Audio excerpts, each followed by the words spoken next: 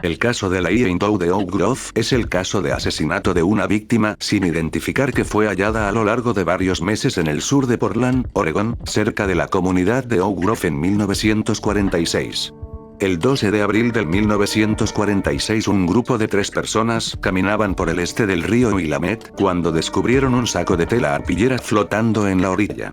Pensando que alguien habría arrojado gatos desde el puente, revisaron el contenido del saco, encontrando dentro el torso de una mujer caucásica. Entre otras cosas, dentro del saco se hallaron un suéter oscuro, ropa interior, un sobretodo y cortinas de ventana. El saco estaba atado con cuerda y alambre. Al día siguiente, el 13 de abril, el muslo derecho y ambos brazos fueron hallados flotando en el río del mismo modo, dentro de bolsas de tela arpillera a unos 9,5 kilómetros de la locación del torso. Dentro de la bolsa había también contrapesos de hojas de ventana, atados con un cable telefónico. Ambos brazos carecían de manos y las piernas carecían de pies, los cuales nunca fueron encontrados. 2 pescadores hallaron esta bolsa, reportándolo a las autoridades. Según la declaración, el paquete estaba flotando en el río hacía unas semanas, al menos 30 días, pero hasta que habían leído en las noticias del hallazgo del torso de una mujer no les había parecido sospechoso. En julio del 46, la pierna izquierda se halló flotando bajo el puente de la ciudad de Oregón, y el 29 de julio del mismo año se reportó en el Albany Democrat Herald el hallazgo de ropas femeninas cerca del río Clackamas, afluente al río Willamette. Investigando este segundo río, el 13 de octubre se encontró una tercera bolsa con una cabeza decapitada. Al principio los forenses creyeron que era una mujer entrada en sus 20 años, pero posteriores investigaciones del patólogo Warren Hunter determinaron que era una mujer de aproximadamente 50 años entre el 1,57 m y 63 y los 66 kilos, con cabello castaño claro. El cuerpo poseía marcas de quemadura, lo que llevó a pensar que había sido torturada previo al asesinato. A través del hallazgo de la cabeza se determinó la causa de la muerte, un trauma a la cabeza causado por un golpe con un objeto contundente. Durante el período de investigación un hombre confesó el crimen, pero se concluyó que la llamada había sido falsa y no se pudo demostrar ninguna conexión del hombre con el crimen. En julio del 1951, se interrogó a Roy Moore, un asesino que recordaba haber desmembrado a una mujer de la que se había deshecho en el río Molalla, pero no dio información alguna que lo vinculase con el caso de Oak Grove. Finalmente, en 2004 el caso volvió a abrirse, pero en 2017 el sheriff John Krummenacher reveló que las evidencias del caso habían desaparecido, por lo que la dentadura, las ropas, y los demás restos de la víctima son hoy en día desconocidos. Se hipotetizó que la víctima del asesino fuese Anna Schrader, una mujer casada que supuestamente había estado manteniendo relaciones con un teniente de policía casado, William Browning. En 1929, Schrader había peleado con el policía. Durante esta discusión, un arma fue disparada, y el teniente detuvo a Schrader lanzándose sobre ella, rompiéndose varias costillas. Para la época en la que el cuerpo fue descubierto, el periódico The Oregonian publicó una noticia donde se pedía la ubicación de Anna Schrader, quien había desaparecido. Aunque la mujer dijo a sus amigos que pensaba en mudarse a Minnesota, no existen registros públicos de la residencia de Anna Schrader ni un registro de defunción. Acorde a una escritora de crimen local, Teresa Griffin Kennedy, los restos de la Idaho encajaban con la descripción de Schrader. Tomando en cuenta que el sospechoso era un teniente de policía de Portland y la desaparición de las pruebas, no es imposible que esta sea realidad. Sin embargo, con las evidencias perdidas, será prácticamente imposible de comprobar a menos que se halle a Anna Schrader.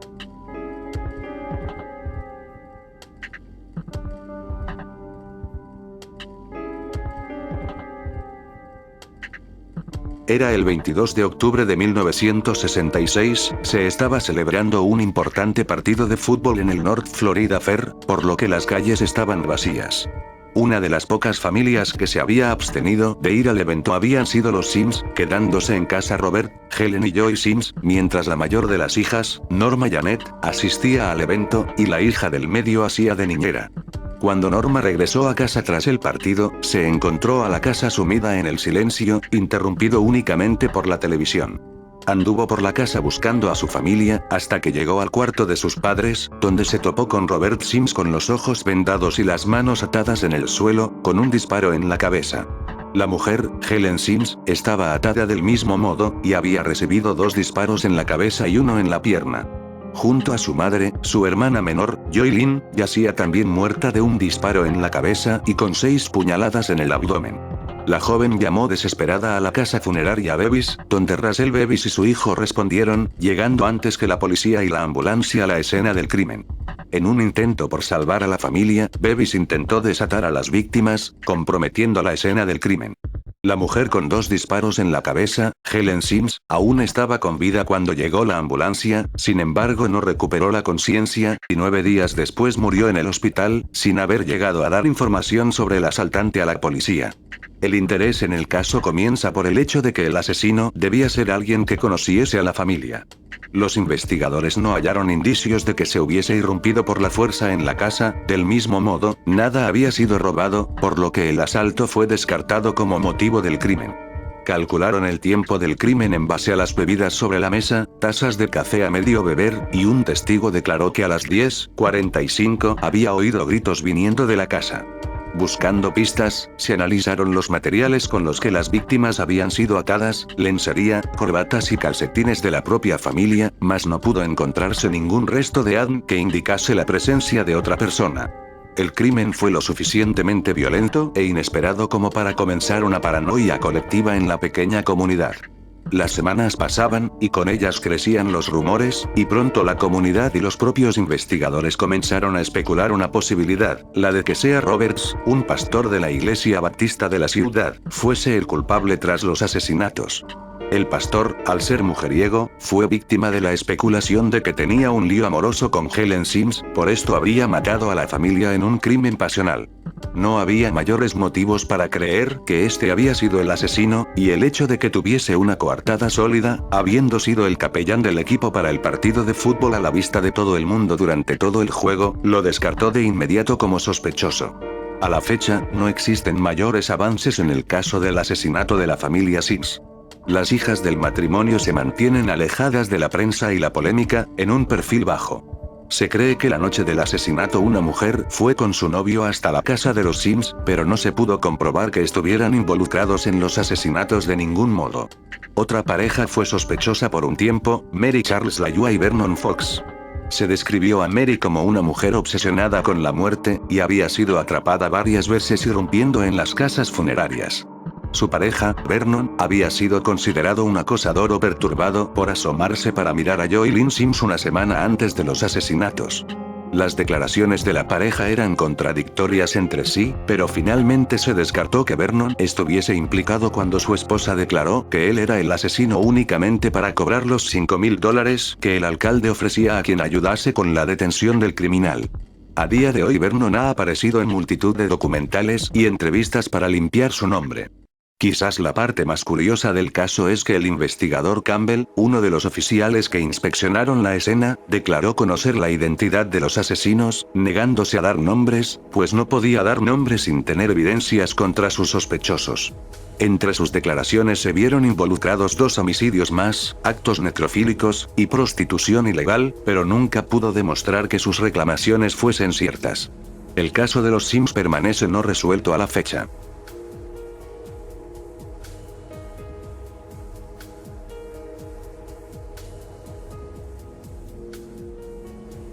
Los asesinatos de Jack el Stripper, a pesar de su bizarro nombre, son una serie de al menos 6 asesinatos cometidos por un hombre entre 1964 y 1965.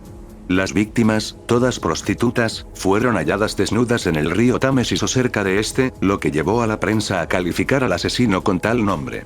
El caso, a pesar de ser considerado como una de las persecuciones más grandes organizadas por Scotland Yard, no ha sido resuelto a la fecha. Aunque se le han atribuido 6 víctimas oficiales, se sospecha que el asesino estuviese relacionado también con otros 2 asesinatos ocurridos en 1959 y 1963.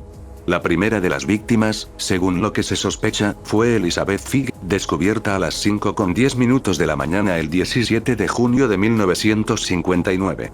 Unos policías realizando un patrullaje rutinario hallaron en el banco norte del río Támesis el cuerpo. Tenía el vestido abierto enseñando el pecho y arañado a la altura de la cintura. Unas marcas alrededor de su cuello delataban que el método del asesinato había sido la estrangulación.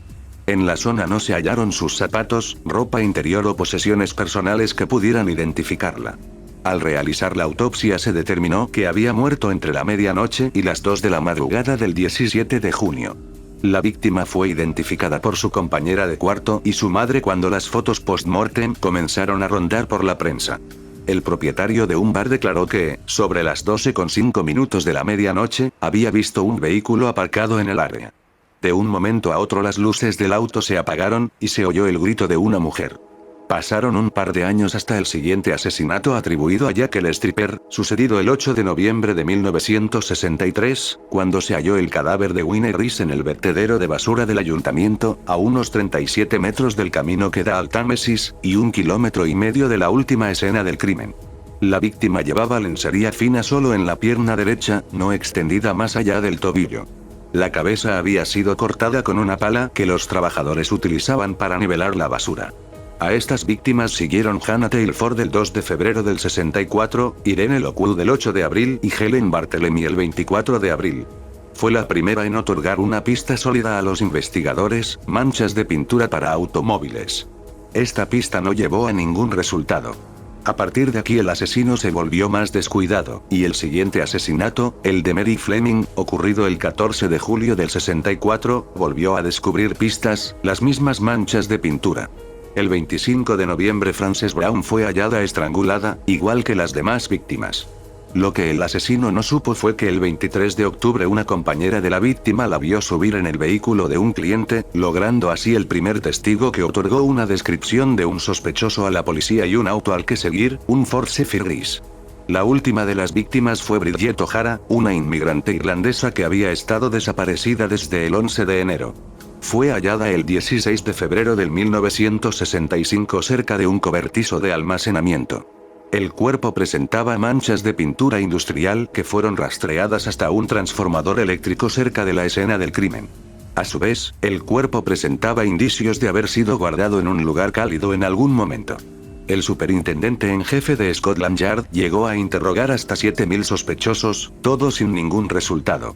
Siguiendo pistas que no llevaban a ningún lugar, el detective asignado al caso, John Ross, anunció públicamente que tenía 20 sospechosos, y que, por un proceso de descarte, llegarían a encontrar al asesino. Luego anunció que tenía 10 sospechosos, luego 3, y luego ninguno. Los sospechosos más señalados fueron Kenneth Archibald, quien fue declarado inocente por un jurado, Mungo Ireland, Freddie Mills y Harold Diones. El caso de Mungo es muy extraño, pues el hombre, quien era un guardia de seguridad, se suicidó en los 70s a través de intoxicación por monóxido de carbono en su garaje, dejando una nota a su esposa, la cual rezaba: "No puedo soportarlo más. Para ahorrarles a la policía y a ti el tiempo, estaré en el garaje". Casualmente los asesinatos se detuvieron tras su muerte, aunque, a la hora de la verdad, los asesinatos pararon en el 65, considerablemente antes del suicidio del sospechoso. A pesar de que existe una enorme cantidad de evidencias circunstanciales, investigaciones recientes señalan que Mungo estaba en Scotland cuando una de las víctimas fue asesinada, desligándolo de la serie de asesinatos. El otro sospechoso, Freddie Mills, se trataba de un boxeador de peso medio pesado que había sido acusado de los asesinatos en multitud de ocasiones, siendo, supuestamente, común en el West End asumir que él había sido el asesino. En julio del 1965, tiempo suficiente para haber cometido los crímenes, Freddie Mills fue hallado muerto de un disparo a la cabeza en su auto. Los rumores comenzaron por un gángster que le había dicho a un policía que a su vez le había comentado el caso a un reportero de The Sun. Sin embargo, no hay pruebas ni ninguna conexión oficial entre los asesinatos y Mills. El último sospechoso es Harold Diones, quien era un criminal que en el 1921 había asesinado a 2 chicas a los 15 años, recibiendo cadena perpetua en lugar de pena de muerte. A los 35 años fue liberado por conducta ejemplar. El criminal convicto desapareció en 1962, y no se volvió a saber de él hasta años después. El 2 de enero de 1971 murió de cáncer de huesos, confesando a su esposa que en su tumba estaría el nombre de Harold Diones en lugar de Harry Diones, el alias con el que había vivido hasta entonces. Las investigaciones criminales más recientes de Jack el Stripper declaran que la metodología del asesino de Londres y de Harold Dion son demasiado similares, pero no conclusivas, por lo que el caso quedará inconcluso, pues todos los sospechosos o bien se suicidaron o murieron por causas naturales, haciendo, a estas alturas, imposible comprobar de manera oficial quién cometió los asesinatos.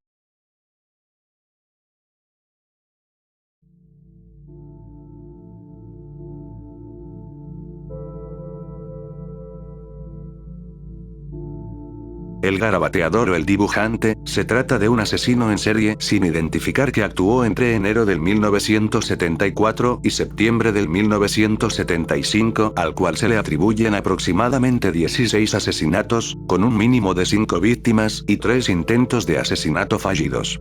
El asesino poseía una característica particular en sus procedimientos, y es que, tras buscar a sus víctimas, hombres blancos homosexuales, les hacía un retrato, tras lo cual procedía a asesinarlos a puñaladas en la espalda, el pecho y otras zonas del cuerpo. Aunque se le atribuyen 16 víctimas, hay 5 principales que se creen son de un mismo asesino, pues los investigadores teorizaron que hasta 3 personas podrían haber cometido los crímenes. Según los supervivientes, el asesino era un hombre afrodescendiente entre los 19 y 25 años de contextura física delgada y alta. Gerald Earl Kavanaugh fue, presuntamente, la primera de las víctimas del dibujante. La víctima era un inmigrante canadiense-americano de 49 años que fue hallado el 24 de enero de 1974 boca arriba en la costa de la playa Ocean Beach, en San Francisco, California, en las primeras horas de la mañana. Se concluyó que había muerto varias horas antes del hallazgo. Se determinó que había estado consciente durante el ataque, pues el cuerpo presentaba indicios de haber puesto resistencia. Por un tiempo se mantuvo como un John Doe sin identificar, hasta que finalmente se conoció como Gerald Kavanaugh. La siguiente víctima fue hallada el 25 de junio del 1974. Joseph Stevens, un drag queen y comediante que había sido visto en un club el día anterior, fue hallado en el lago Spreckles por una mujer que pasaba por la zona. La tercera de las víctimas fue Klaus Schrisman, un inmigrante alemán hallado el 7 de julio por una mujer que paseaba a su perro por la playa de Ocean Beach. A diferencia de los otros 2 crímenes, el asesinato de Schrisman había sido mucho más violento, pues el cuerpo presentaba considerablemente más apuñaladas que los 2 anteriores juntos, habiendo sido apuñalado en el cuello varias veces. La víctima también se diferenciaba por ser un hombre casado y con hijos, aunque se sospechó, debido a que se encontraron entre sus pertenencias personales, maquillaje, que el hombre era un gay de closet. La cuarta víctima fue un ex militar de los Estados Unidos que había servido en la guerra de Vietnam, Frederick Capin, de 32 años, hallado el 12 de mayo de 1975 en San Francisco. La última víctima, un anciano sueco de 66 años, fue descubierto el 4 de junio del 1975. El cuerpo estaba en un estado de descomposición avanzada en el Parque Lincoln. Curiosamente es la única víctima que rompe el patrón tan marcado del asesino, siendo demasiado mayor en relación a las víctimas anteriores, además de faltarle la ropa interior, la cual el asesino se habría llevado con él. Se desconoce la identidad de los 3 supervivientes, y esto es porque las víctimas se rehusaron a declarar en la corte contra uno de los sospechosos que la policía había localizado. El sospechoso en cuestión colaboró con la investigación, dando mucha información, pero nunca confesando los crímenes. Dado que las víctimas se negaban a declarar su homosexualidad en la corte para condenar al sospechoso, él mismo salió impune, y no pudieron adjudicarle la culpa de ninguno de los asesinatos.